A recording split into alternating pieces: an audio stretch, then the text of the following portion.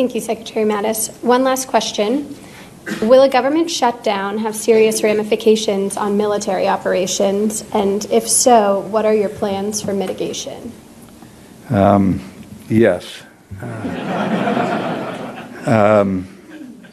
Let me give you an example. This morning or last night, young guys and gals somewhere in Wyoming were driving off to do their weekend duty. There's any number of projects we have underway that keep me at the top of my game and our military at the top of our game that are handled by civilians. All these things are going to be disrupted. Those troops will arrive there at their armories, by the way, and told go home. If there's a government shutdown, and they will then drive a couple hundred miles back home. These again are stoic young men and women. They'll suck it up and they'll say, okay. If they're Navy reservists, they'll say, aye, aye, sir, cheerfully. And when they get in their car, they may not mutter something quite so positive. I would just tell you there will be our maintenance activities will probably pretty much shut down. We will not be able to induct any more of our gear that need maintenance.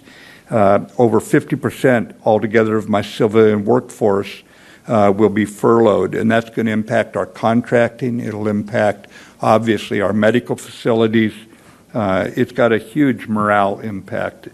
I'll just tell you, how long can you keep good people around when something like this happens? It is always a question that's got to hover in the back of my mind. I would just tell you that we do a lot of intelligence operations around the world, and they cost money.